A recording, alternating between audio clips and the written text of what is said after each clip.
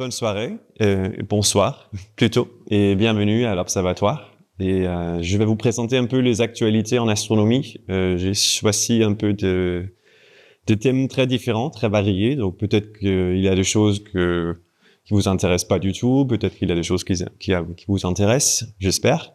Et vraiment, n'hésitez pas à poser de questions. On est là pour discuter, pour vraiment être à l'aise ensemble.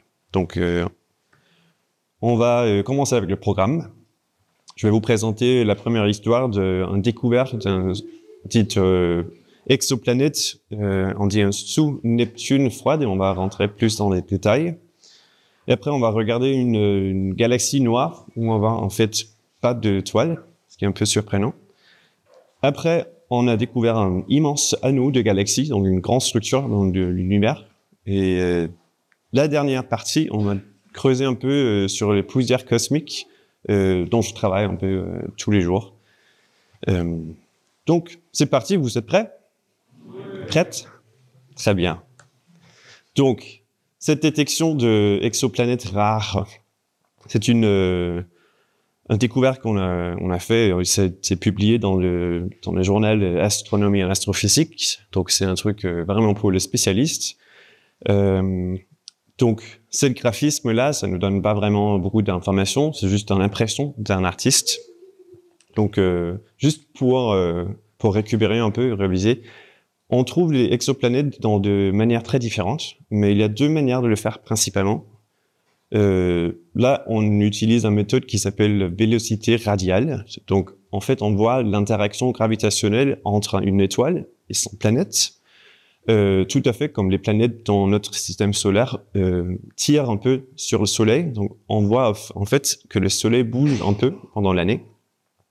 C'est notamment Jupiter, la planète plus grosse dans notre système solaire, qui tire sur le Soleil.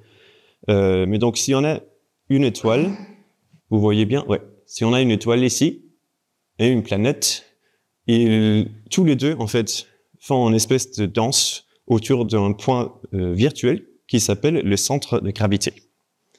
Donc, on peut en fait voir quand les planètes et l'étoile font cette danse, l'étoile bouge, il s'éloigne de nous, et ça cause ce qu'on dit un décalage de la lumière. Donc, on peut voir la lumière de l'étoile qui se décale un peu vers le rouge. Et après, on peut voir quand l'étoile se rapproche vers nous, on voit plutôt que la lumière se décale vers le bleu. Donc, les longueurs d'onde sont comprimées, sont plus courtes. Et on peut voir ça, si on observe en continu, en fait, on voit cette danse cosmique de planètes et étoiles qui bougent. Ça, c'est une des méthodes qu'on a utilisées pour détecter les premières exoplanètes, en fait. C'est clair? Plutôt? Sinon, n'arrêtez pas de... C'est une autre technique qui est très souvent utilisée, c'est la détection en transit. Donc, c'est vraiment le planète qui passe devant l'étoile, et ça cause une absorption de la lumière, parce que la planète bloque une partie de la lumière. Donc ici, je fais un petit graphique. Ici, on a dans le temps, on voit la luminosité de l'étoile, qui est assez constante, ça change pas. Et après, quand la planète passe devant, il y a une partie de la lumière qui est bloquée.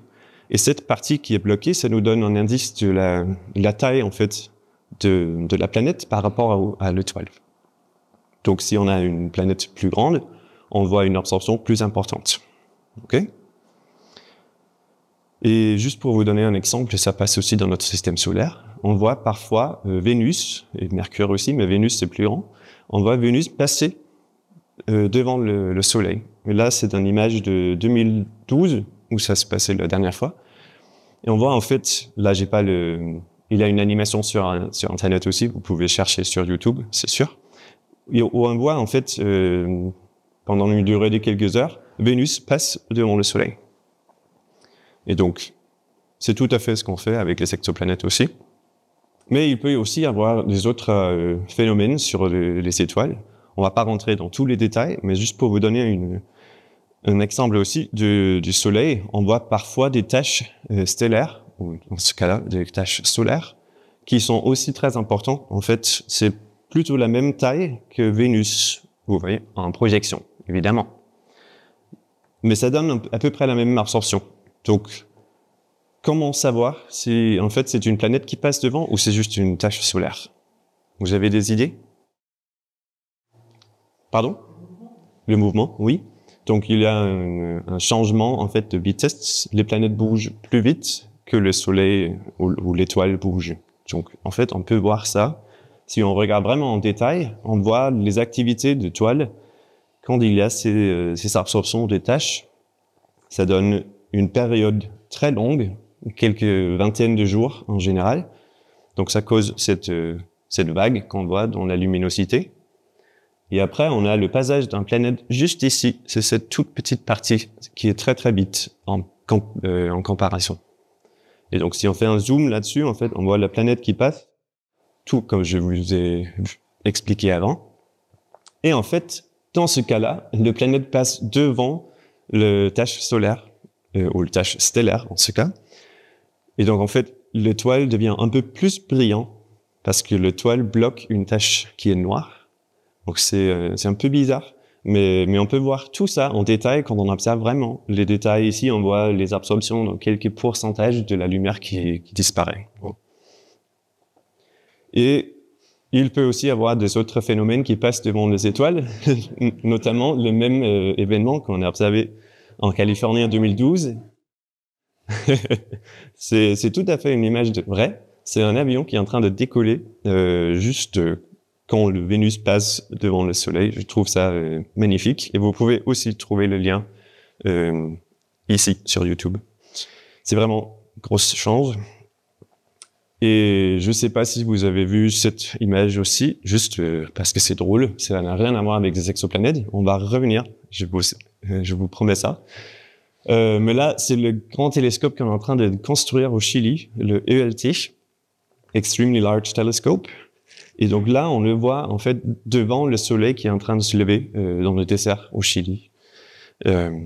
Et ça nous donne un peu d'informations supplémentaires, un petit communiqué de presse caché entre le programme, parce que en fait, il y a quelques jours, il y avait la première livraison de miroirs, des segments des miroirs pour ce télescope ELT.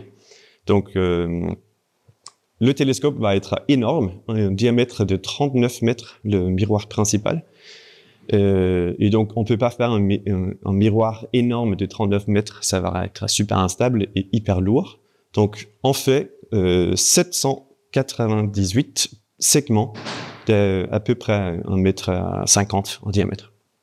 Donc, c'est des hexagones qu'on peut facilement coller ensemble. Et donc là, on voit la première livraison de 18 segments. Donc, le progrès a commencé, 2% livrés. On peut attendre un petit peu jusqu'à le moment où on est à 100%. Et en fait, on a construit même plus de segments pour avoir un peu de backup. Si un des segments se casse ou on change, en fait, régulièrement, un des segments, tous les quelques jours, pour les réaluminiser. Je sais pas si c'est le mot. Je suis danois, donc je parle pas français très bien. Excuse-moi. Mais donc on a en fait construit 133 segments de plus juste pour être sûr. Donc en total, on parle de presque 1000 segments. Et donc, ouais, les segments ont été livrés. Après, il faut aussi le valider. Il faut tout vérifier que les segments sont aussi bons qu'on avait attendu. Et là, c'est les ingénieurs de l'ESO, donc l'observatoire, qui sont en train de regarder tous ces segments un par un et vérifier que tout se passe bien. Donc, c'est un travail énorme. Et au final, on atteint une structure plutôt comme ça. Donc ici, c'est pas les vrais segments, c'est des segments coupés en carton. En Allemagne, c'est les observateurs là-bas, les astronomes, qui ont construit cette fausse structure qui montre la taille de tous ces segments. Et vous voyez les gens ici à côté pour donner un peu la comparaison. C'est absolument énorme, immense. Et on attend d'avoir ce miroir dans quelques années d'ici, si je ne trompe pas. Mais donc, on va revenir sur les exoplanètes. C'était quand même l'histoire principale. C'était juste pour vous donner un petit plus d'extra.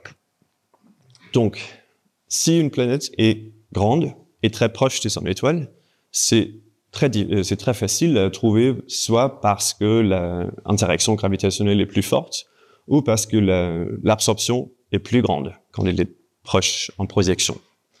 Donc, plus on s'éloigne, comme ça, si on bouge la planète, ça devient plus difficile de la trouver dans les deux méthodes, en fait.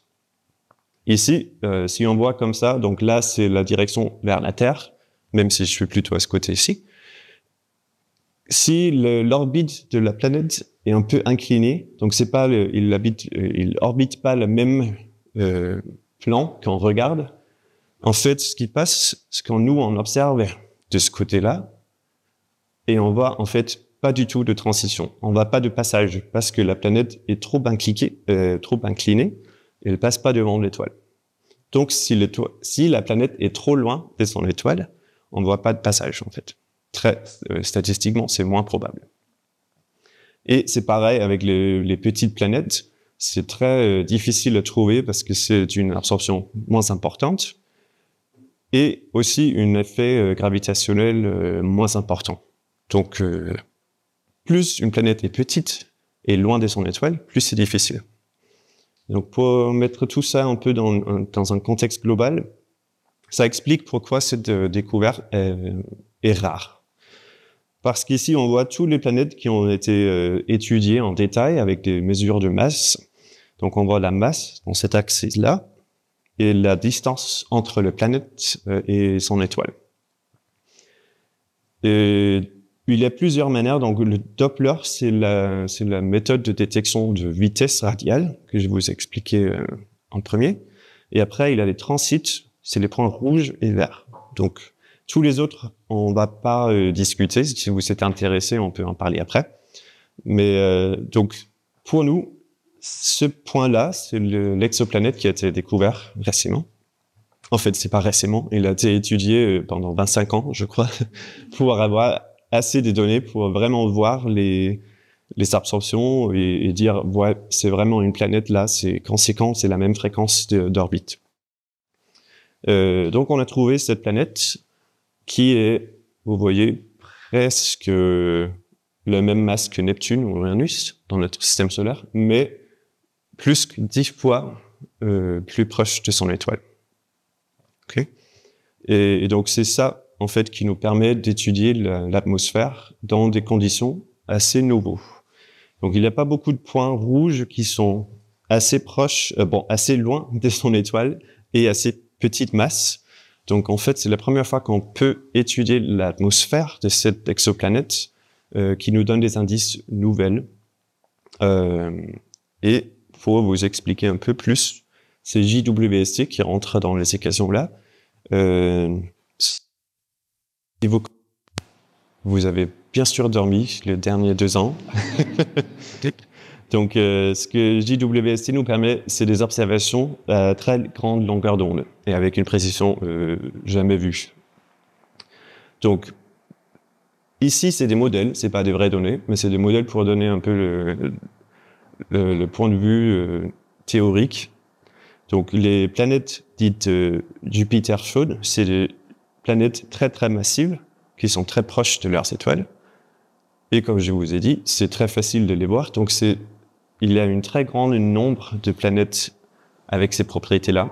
Ça ne veut pas dire que c'est les planètes les plus probables dans l'univers, mais c'est juste les planètes qui sont plus faciles à trouver. Et donc, on a observé ces atmosphères. Et ici, on a un modèle de l'absorption. Donc, c'est un peu contre-intuitif. Ici, ça veut dire qu'il y a beaucoup d'absorption de l'atmosphère. Donc, en fait, il est plus opaque à cette longueur d'onde là, et là, et là. Donc, on peut caractériser ça avec les planètes massives. On peut aussi regarder les Neptunes chaudes. C'est plutôt ces planètes avec une masse ici, mais très proche de leurs étoiles. Et donc, dans ce cas-là, on bouge plutôt sur la même masse, mais plus loin de l'étoile, et donc dans un environnement plus froid, à peu près 190 degrés de la surface. Donc, en fait, on rentre dans un... Oui, ici, la ligne verte, c'est l'atmosphère de la Terre, pour comparer. Donc, on peut, en fait, observer une planète qui tombe entre le modèle bleu et vert. Et c'est la première fois, en fait, qu'on peut toucher ces paramètres-là. Donc, il y aura sûrement des astronomes qui sont très actifs sur JWST en train d'observer cette étoile quand elle passe devant et derrière son étoile.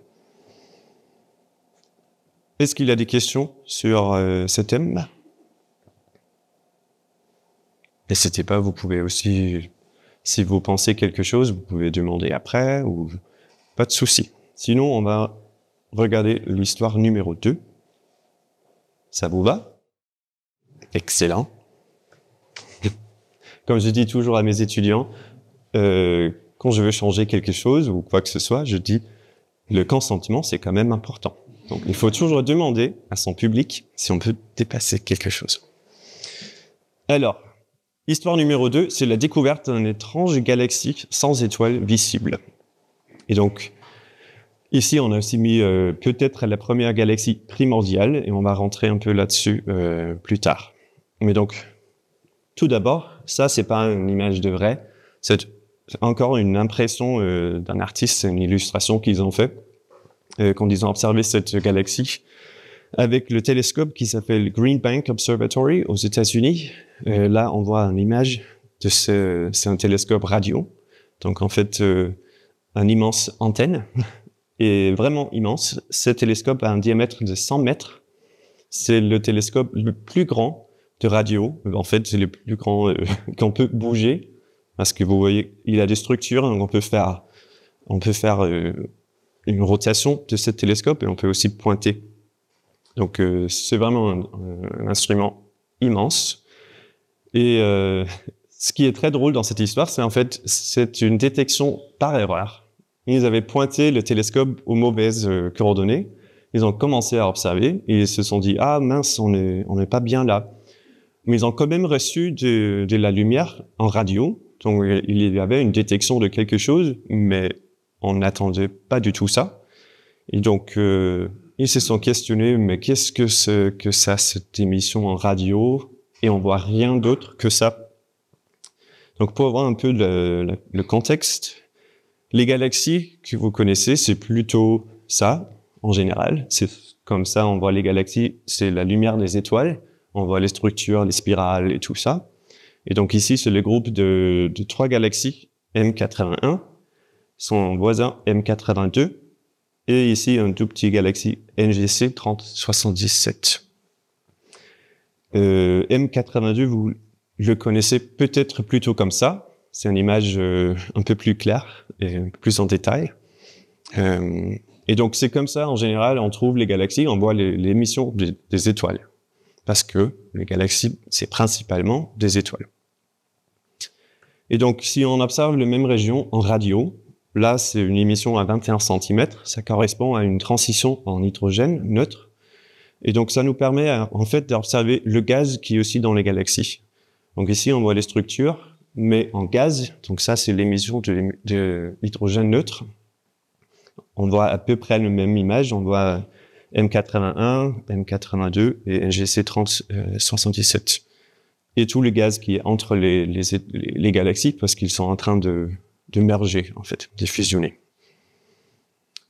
Et donc, pour reviser encore, un autre exemple avec une galaxie normale, on voit les étoiles, on voit les structures, les petites bulles qui sont des régions de formation d'étoiles.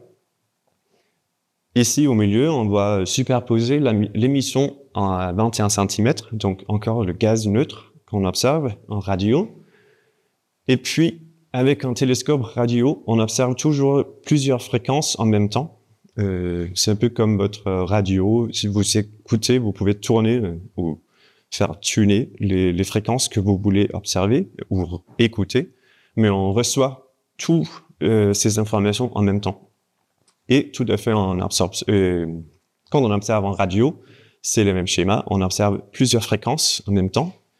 Et donc, si le galaxie est en train il y a une rotation de la galaxie, on peut en fait voir ces mouvements tout à fait comme on a vu avec l'étoile qui bouge pour les exoplanètes.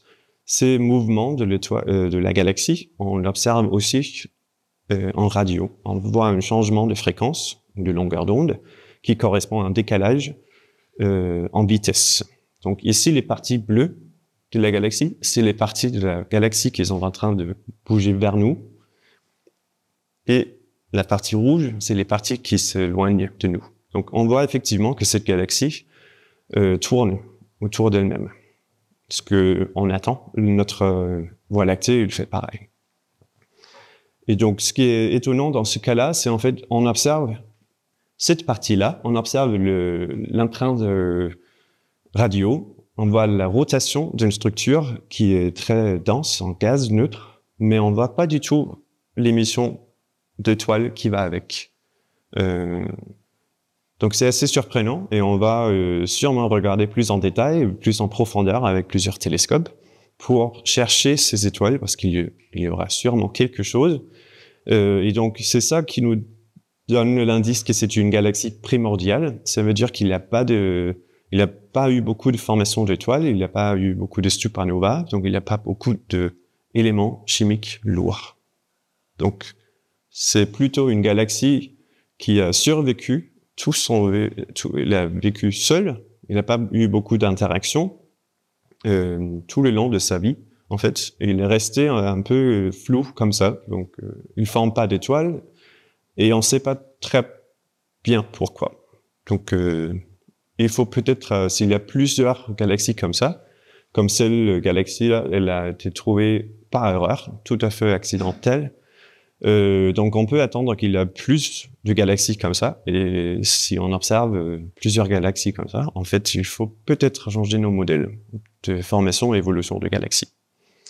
Mais là, pour l'instant, on reste et on essaye de trouver plusieurs. Des questions? Oui?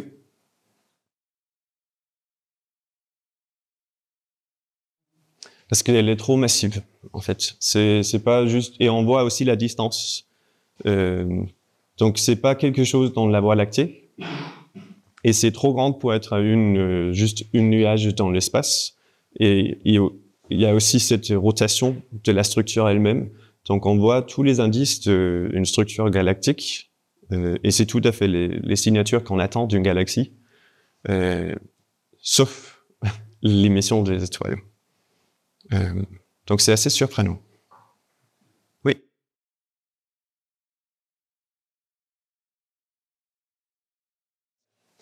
Quand je dis massive, je pense plutôt à la masse de gaz, parce que c'est ça qu'on observe directement.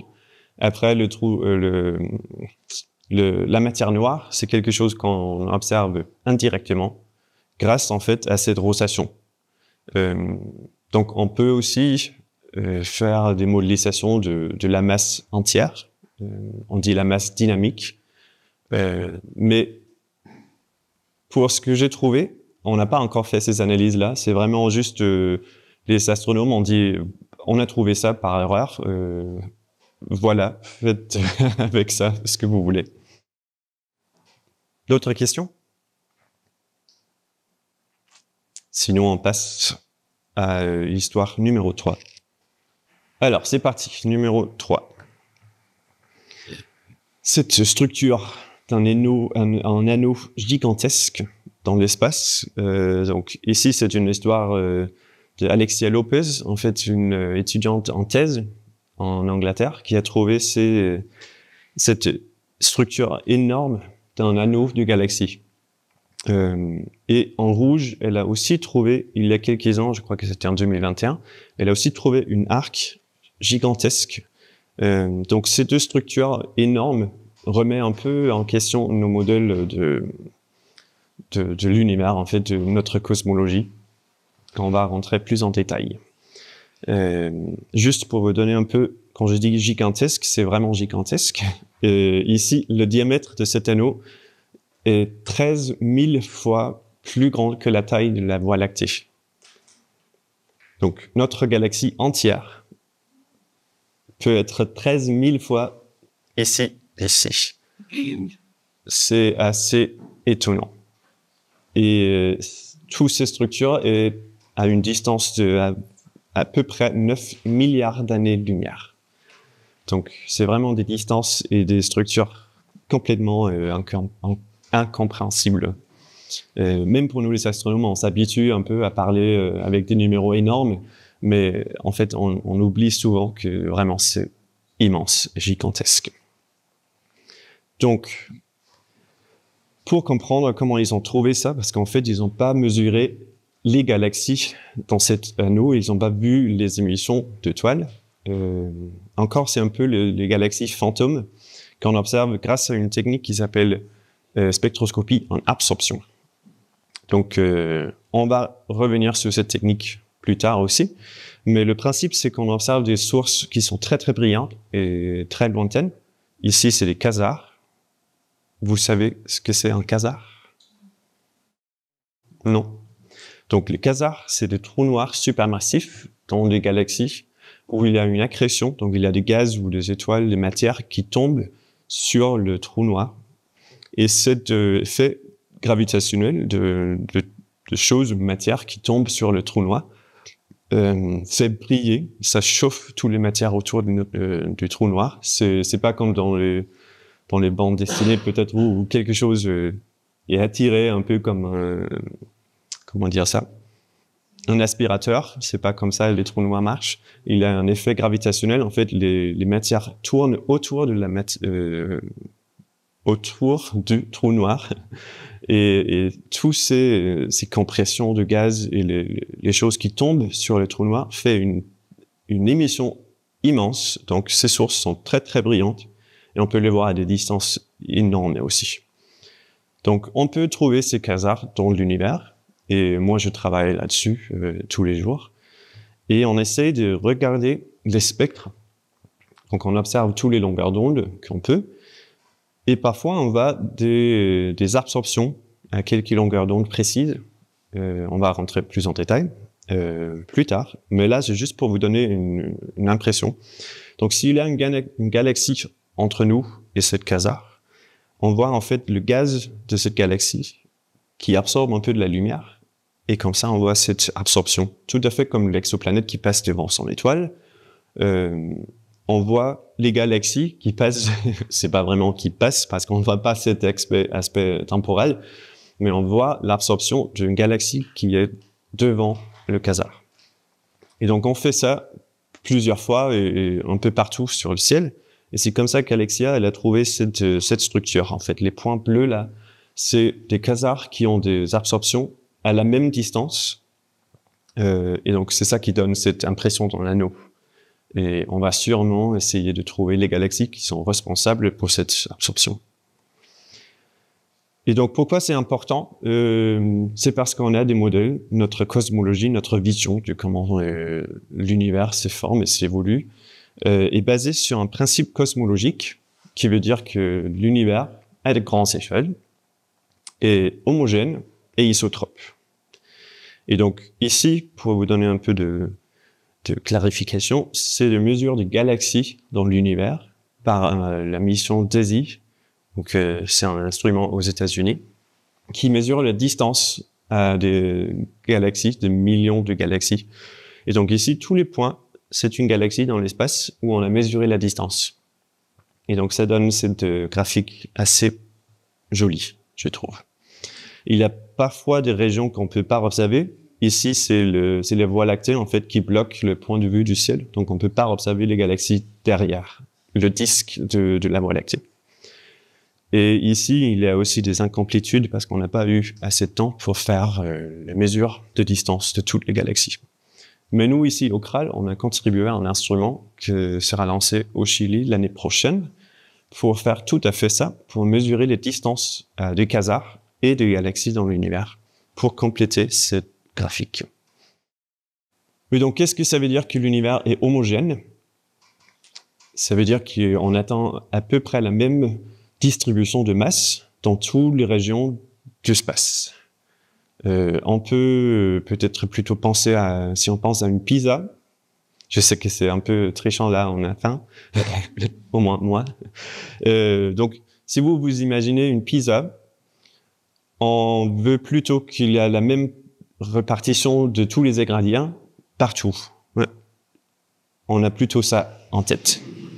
Voilà, pour vous donner faim. Donc,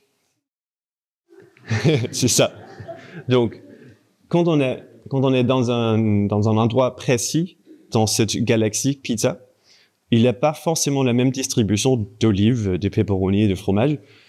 Mais quand on voit à grande échelle, si on coupe en 4, on voit quand même qu'il y a à peu près la même quantité d'olives dans tous les 4.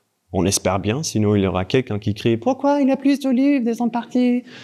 Et donc on veut pas ça. Donc l'univers, a priori, est homogène. Donc c'est une pizza parfaite et on est heureux. Donc, la deuxième partie de ce principe cosmologique, c'est l'isotropie. Et c'est un peu plus difficile à expliquer, mais ça veut dire qu'il n'y a pas vraiment une direction préférée dans l'espace. Donc, si on regarde dans toutes les directions, on voit à peu près la même chose. Et c'est aussi ce qu'on voit dans les données. Il n'y a pas une lignée ici qui est très différente l'un à l'autre. Et encore, c'est pas dans des petites échelles, mais vraiment, quand on observe aux grandes échelles, on voit pas de direction préféré dans l'espace.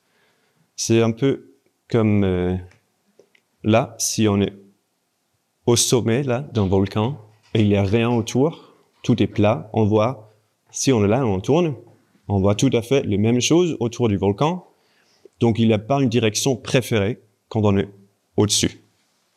Si par contre on est à côté là, on voit bien, là il y a un volcan gigantesque, là il n'y a rien, donc, il y a une direction préférentielle. Vous voyez? Ici, à Saint-Genis, c'est un peu pareil. On a les Alpes, on a le fleuve, donc il y a une directionnalité. Donc, on peut dire que Saint-Genis, l'observatoire, c'est pas un endroit, il n'y a pas une topologie isotrope. Et pas homogène non plus. Mais en général, si un truc est homogène, il est aussi isotrope. Sauf qu'ici, en fait, au volcan, même si c'est une topologie isotrope, il n'y a pas de directionnalité, c'est pas un environnement, c'est pas une topologie homogène, parce qu'il y a sûrement une surdensité sur cet volcan. On voit bien des structures qui sont différentes. Ok?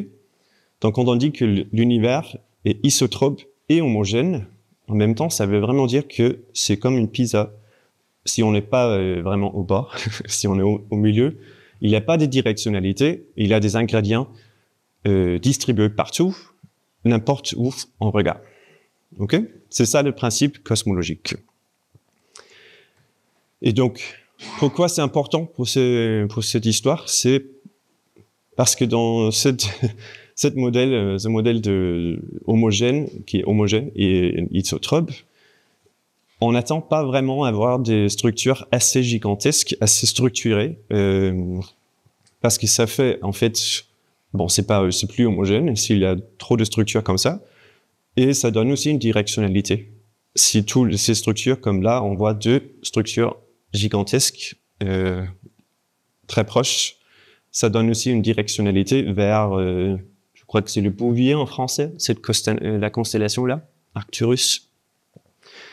Et donc, pour l'instant, ça cale à peu près avec nos modèles. C'est un peu limite d'observer ces structures très très grandes.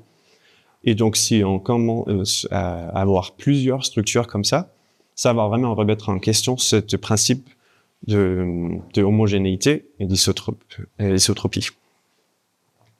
Et il faut peut-être repenser l'évolution de notre univers. Il y a des possibilités comme des cosmologies cycliques, des théories très floues, très peu travaillées, mais il faut peut-être repenser tout ça si on trouve plusieurs structures comme ça. Des questions là-dessus? Oui?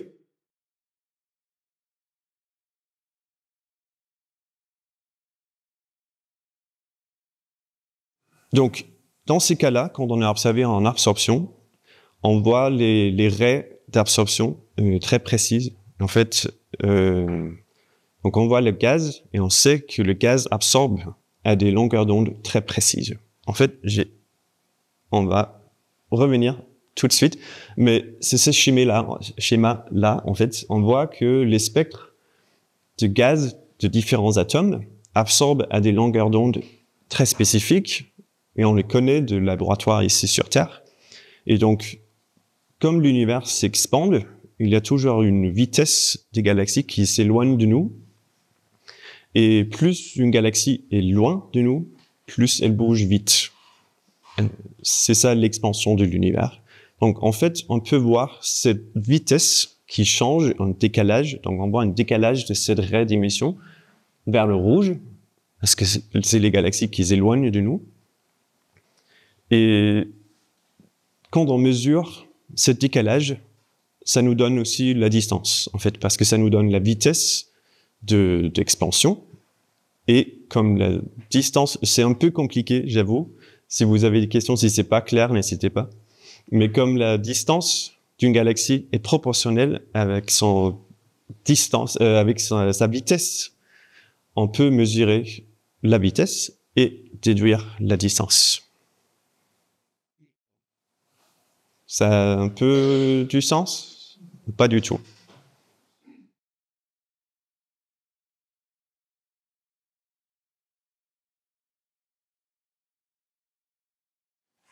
Oui, tout à fait. Donc c'est pour ça que, pour l'instant, c'est peu probable, mais ça tombe toujours dans les limites de nos modèles. Donc si on trouve même un anneau ou deux anneaux comme ça, un peu partout dans le ciel, ça devient très très très peu probable. Et c'est là où il faut vraiment retrouver quelque chose dans les modèles. Donc on travaille toujours dans les probabilités. C'est oui. Ok, c'est clair. Donc on va rentrer dans le quatrième thème du soir. C'est les poussières cosmiques. Et c'est en fait mon thème de recherche. Donc c'est quelque chose qui me motive. Excuse-moi. Donc les poussières cosmiques sont hyper importants pour tous les processus dans l'univers. Et c'est assez surprenant en fait. On les observe aux plus grandes échelles et aux plus petites échelles, même sous le canapé, même si c'est pas les mêmes poussières. Ici, on parle vraiment des poussières qui sont de microparticules. Mais on le voit dans les galaxies. Ici, c'est les bandes d'absorption. Encore, c'est le gaz et les poussières qui sont alignées dans le disque d'une galaxie. Et donc là, c'est des échelles 10 000 années de lumière. Donc c'est encore des structures énormes. On voit aussi les grains de poussière dans le milieu interstellaire. Donc c'est les nuages de gaz dans notre Voie lactée. Et là, les grains de poussière sont super importants pour tout ce qui est équilibre dans le gaz. Donc ça protège le gaz parce que les grains de poussière absorbent la lumière qui chaufferait le gaz et qui va détruire en fait les nuages de gaz. Donc ici, on voit très clairement, il y a les gaz et le nuage de poussière qui protègent le gaz froid. Et comme ça, le gaz froid a du temps pour former des étoiles. S'il n'y avait pas de poussière, ce gaz froid serait réchauffé par la luminosité des étoiles autour, et ça nous laisse pas le temps de former des étoiles. En fait, donc les grains de poussière sont hyper importants pour la formation d'étoiles. Et aux plus petites échelles ici, c'est vraiment pas petit, c'est toujours des systèmes solaires. Les grains de poussière forment des planètes. Donc c'est les tout petits grains de poussière qui se collent entre elles et les poussières augmentent en taille jusqu'à former des petits astéroïdes, des protoplanètes, jusqu'à les planètes qu'on observe aujourd'hui. Donc tous ces processus dans l'univers sont gouvernés par les tout petites structures qui a une taille moyenne de à peu près 0,1 micromètre. Donc c'est des tout petites structures, microparticules dans tout l'univers qui sont responsables pour un équilibre d'échelle de 10 000 années-lumière jusqu'à la taille du système solaire. Je trouve ça étonnant et complètement fou. Et donc c'est pour ça que j'adore trouver des manières d'étudier ces grains de poussière. Et donc Là, c'est pas vraiment ce que je fais moi, mais on peut étudier les grains de poussière dans notre système solaire. Il y a parfois des météorites qui tombent sur Terre. On peut le couper en deux et on peut voir avec nos microscopes et on peut étudier la composition. Quelques métaux sont dedans. C'est peut-être là, ça semble un peu le fer qui s'est fondu. Et donc on peut voir très en détail tous ces grains de poussière en fait qui sont incrustés dans les météorites.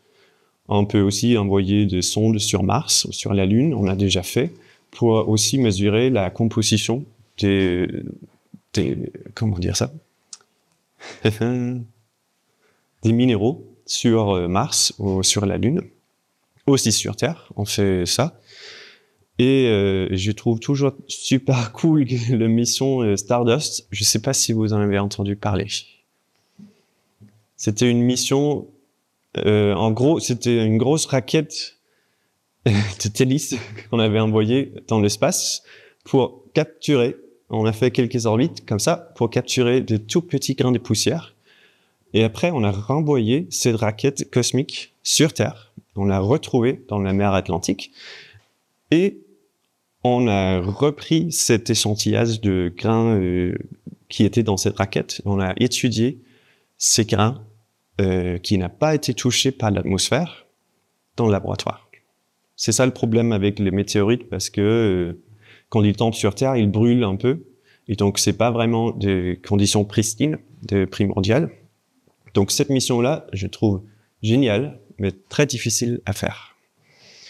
Donc, on a vu que les grains de poussière sont formés par plein de minéraux différents, notamment les minéraux comme ça qu'on en trouve aussi dans les croûtes de la Terre. Et c'est des minéraux qui se forment à des températures très hautes. Donc on voit qu'il y a un processus avec des grandes températures pour former ces grains de poussière. Et donc si on revient sur ces schémas-là, c'est plutôt les explosions supernova en fait qui libèrent les atomes lourds, les éléments chimiques, et qui font aussi une espèce d'interaction avec des températures très très élevées autour de cette supernova, et ça donne une espèce de condensation qu'on comprend pas encore qu'est-ce qui se passe, mais on voit aussi les grains de poussière autour de cette supernova. Donc on voit qu'ils se forment là, mais on ne sait pas comment. Et donc, une autre manière d'étudier les grains de poussière, c'est ce que je fais moi, et c'est encore lié à l'absorption. C'est un peu le thème de ce soir. Donc, dans la Voie lactée, on a plein d'étoiles, et on peut pointer notre ami, le Hubble Space Telescope, on peut pointer sur ces étoiles, et on observe encore les spectres, donc on observe tous les longueurs d'onde, et quand il y a un nuage de gaz entre nous et l'étoile, on voit ces absorptions encore. Donc ces raies d'absorption-là, ça nous donne des indices de la composition du gaz, en fait, de quels sont les atomes, en fait, qui absorbent. Donc dans la Voie lactée, on peut faire ça avec les étoiles. Comme je vous ai dit, on a les quasars partout dans l'espace, donc on peut aussi faire ça avec les galaxies entre nous et les quasars. Tout à fait comme a fait Alexia pour trouver cet anneau de galaxies. Nous, on trouve aussi des galaxies un peu partout entre nous et les quasars. Et on peut mesurer ces raies d'absorption qu'on trouve un peu partout pour arriver à la composition. Comme je vous ai expliqué tout d'abord, tous les éléments chimiques ont des emprunts, on dit, différents. Donc, on voit que la lumière interagit avec les atomes dans des manières différentes. Donc, s'il y a beaucoup d'oxygène dans le gaz, on voit les raies ici, donc notamment les raies vertes. S'il y a beaucoup de carbone ou de l'azote, on voit des autres raies en absorption. Ok, c'est clair? Et donc, comme ça, quand on voit un spectre comme ça, avec plein de raies partout, on peut juste dire, ok, ça c'est l'azote, ça c'est carbone, ça c'est du fer, et comme ça on peut peu à peu faire un bilan du gaz, de la composition en chimie. Donc on trouve, là ça devient un peu technique, mais on va le faire doucement. Donc on observe plein des éléments chimiques. Ici on a l'oxygène, le 5, comme ça. Et ici c'est la quantité relative. Donc ça veut dire la quantité des atomes par rapport à la quantité dans le Soleil. On fait toujours par rapport au Soleil parce que c'est là où on peut mesurer très précisément la quantité des atomes. Donc tout ce qu'on fait, c'est relatif au Soleil. Donc ici, sur cet axe-là, je dis c'est la tendance à former, c'est très flou, mais c'est la tendance de former des grains de poussière et de rester dans ces grains de poussière. Donc si on a de gaz sans poussière, on voit qu'en fait tous les atomes sont dans le gaz, donc on voit la même quantité de tous les éléments. Ok? Donc ici, on a oxygène qui n'aime pas forcément former des grains de poussière. Et ici, on a les éléments comme le fer, le titanium, qui sont... ils adorent en fait former des grains de poussière. Ils restent très incrustés dans tous ces minéraux, dans les grains de poussière. Donc ici, quand on a un mélange de gaz et de la poussière, on voit que les éléments qui n'aiment pas être dans les grains de poussière ont une quantité plus élevée, et les éléments qui aiment très bien être dans le poussière sont dans des quantités moins élevées. Donc ça veut dire qu'il y a des métaux qui sont transformés du gaz en poussière. C'est clair? À peu près? Donc, on voit ces gradients-là, on voit ces relations de tous les atomes, et grâce à ça, en fait, on peut mesurer la quantité de poussière dans le gaz, dans la Voie lactée ou dans les galaxies très très distantes. Ça va jusque-là? Oui? Pardon? C'est grâce à ces raies, ici c'est les raies en émission, mais en fait en absorption ça marche aussi. Donc plus une raie en absorption est forte, plus en quantité il y a de cet atome. Donc c'est juste la force d'absorption qui nous donne la quantité de cet atome. Et après on voit relativement entre ces atomes combien est-ce qu'il y en a. Et ça nous donne la quantité de poussière. Je trouve ça magnifique. Et donc, on a une étudiante à Genève, à l'Observatoire de Genève, qui travaille là-dessus avec nous. Et elle a fait ce bilan dans plein de galaxies distantes et dans la Voie lactée. Et elle a fait ces graphiques-là où on voit la quantité de chaque atome dans des grains de poussière. Donc ici, dans la Voie lactée, en général, c'est l'oxygène qui domine la composition, même si elle n'aime pas... Oxygène n'aime pas trop être dans les grains de poussière, en fait, mais il a juste une très grande quantité d'oxygène. Donc, même si tu enlèves 10% de la quantité d'oxygène, il reste toujours dominant dans les poussières. C'est assez surprenant aussi, mais ça a du sens. Et après, c'est le fer, le silicium et le magnésium. Et c'est tout à fait les mêmes éléments qu'on trouve dans la croûte de la Terre. Donc, c'est ces grains de poussière qui ont formé notre Terre. Dans les galaxies très très distantes, on voit à peu près le même schéma pour les carbone, magnésium et silicium. C'est à peu près 10% des poussières qui sont formées de cet atome-là. Mais on voit plus de fer et moins d'oxygène. Donc, il y a une composition différente de la poussière dans les galaxies, dans l'univers jeune, par rapport aux poussières qu'on voit maintenant dans la Voie lactée. Et donc, on comprend pas pourquoi c'est le cas. On a des modèles qui peuvent expliquer un peu. Et donc, on creuse et on continue à observer et quantifier plus les caractères, comment dire ça, les propriétés des grains de poussière dans les galaxies. Et ça nous amène aux dernières histoires un peu cachées, un peu d'extra. C'est encore le JWST qui a trouvé des grains de poussière. C'est pas difficile. Comme je dis, il y a des grains de poussière partout. Mais là, le JWST a mesuré leur taille. Donc ici, c'est encore pas d'observation de vrai, c'est plutôt les grains de poussière, c'est une illustration des grains de poussière dans le milieu interstellaire, ici.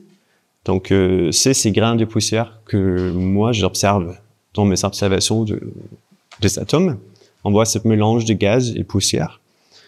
Et quand on a les structures très très denses, comme ici, c'est des gaz, des nuages de gaz très très denses et avec une très grande quantité de poussière. C'est un environnement très très froid. Et donc on a une formation de glace en fait sur les poussières. Et c'est ce qu'on voit sur cette illustration ici. Donc ici, c'est les grains, on pourrait dire les grains nus de poussière qui dans le gaz. Et quand ils sont dans cet environnement protégé, très dense, très froid, il y a une formation de glace qui fait coller, en fait, la glace sur les grains de poussière fait coller ensemble. Et c'est comme ça que les grains de poussière croissent. Ça a du sens? Donc, c'est WST. Là, c'est encore des spectres, donc les longueurs d'onde observées avec JWST. C'est l'intensité de lumière d'une étoile derrière un nuage de gaz. Et on voit une absorption très importante de glace de l'eau, tout à fait comme la neige ici, sur Terre. On voit aussi des traceurs de méthanol et de glace de CO2. Donc, quand c'est vraiment froid, on voit le CO2 qui se transforme en glace. Vous connaissez peut-être comment ça s'appelle? Oui, merci. C'est à peu près la même structure. Okay? Et donc, avec JWST, on peut observer tous ces phénomènes dans les nuages, dans la Voie lactée. Et encore, la forme de cette absorption dans les spectres, ça nous donne la taille des grains de poussière. Plus les grains sont larges, plus cette absorption est large aussi. Donc, c'est grâce à ces observations qu'on a trouvé des grains qui sont très très larges, en fait plus larges qu'on avait attendu, et donc encore des raisons pour continuer les observations des poussières. Donc je crois on est plutôt à la fin. J'espère que ça vous a plu. Si vous avez des questions, n'hésitez pas. Je vais juste faire un petit pub parce qu'on a un événement qu'on vient de lancer à Lyon qui s'appelle Astronomy on Tap. C'est une franchise d'événements global, donc il y a plein d'événements comme ça partout dans le monde. Et nous, on a commencé ici à Lyon dans 2 semaines, le 31 janvier, à 8h au Elephant and Castle à Vieux-Lyon. Vous pouvez nous trouver sur Facebook, Twitter et Instagram si vous voulez en savoir plus. C'est un événement plutôt bilingue. Ça nous donne un peu les étudiants et les post-docs ici à l'observatoire qui parlent pas français la possibilité de présenter leur science aussi. Donc venez pour les soutenir. On parle aussi français. Toutes les langues sont les bienvenues à cet événement-là et on essaie d'être le plus accueillant pour tout le monde. Donc venez nombreux et j'espère vous revoir là-bas. Merci.